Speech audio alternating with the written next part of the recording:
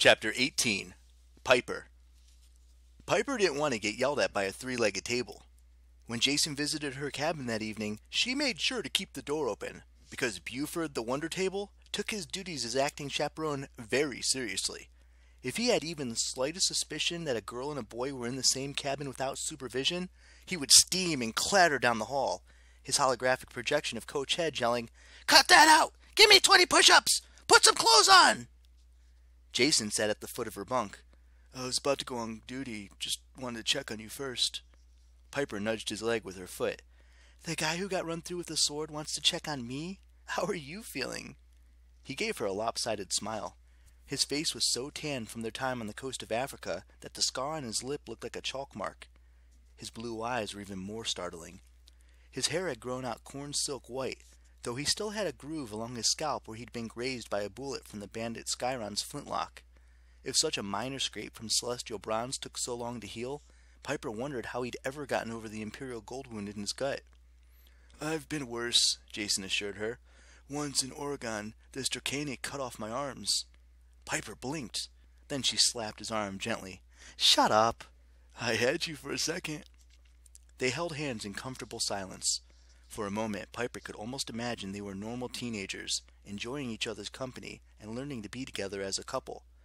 Sure, Jason and she had a few months at Camp Half-Blood, but the war with Gaia was always looming. Piper wondered what it would be like if they didn't have to worry about dying a dozen times a day. "I never thanked you." Jason's expression turned serious. "Back on Ithaca, after I saw my mom's remnant, her mania. When I was wounded, you kept me from slipping away, Pipes. Part of me," his voice faltered, "part of me wanted to close my eyes and stop fighting." Piper's heart did a slow twist. She felt her own pulse in her fingers. "Jason, you're a fighter. You never give up.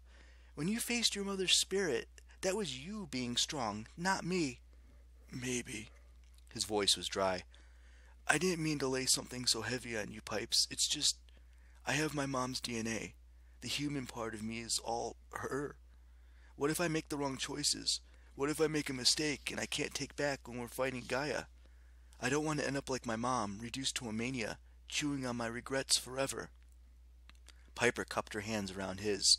She felt like she was back on the deck of the Argo II, holding the Boread's ice grenade just before it detonated. "You'll make the right choices," she said. "I don't know what'll happen to any of us, but you can never end up like your mom." "How can you be so sure?" Piper studied the tattoo on his forearm. SPQR, the Eagle of Jupiter. 12 lines for his years in the Legion. "My dad used to tell me the story about making choices." She shook her head. "No, never mind. I'll sound like Grandpa Tom." "Go on," Jason said. "What's the story?"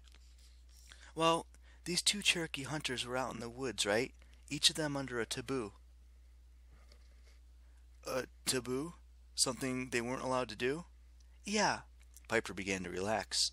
She'd wonder if this was why her dad and Grandpa always liked telling stories.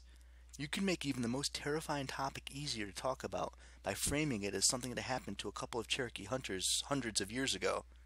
Take a problem, turning it into entertainment. Perhaps that's why her dad had become an actor. "Some of the hunters," she continued, "he wasn't supposed to eat deer meat. The other one wasn't supposed to eat squirrel meat."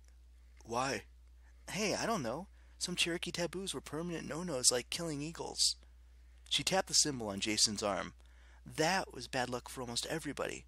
But sometimes individual Cherokee took on temporary taboos. Maybe to cleanse their spirit, or because they knew from listening to the spirit world or whatever, that taboo was important. So they went with their instincts." "Okay." Jason sounded unsure. "So, back to these two hunters." "Well, they were out hunting in the woods all day. The only thing they caught were squirrels. At night, they made camp, and the guy who could eat squirrel started cooking it over the fire." "Yum."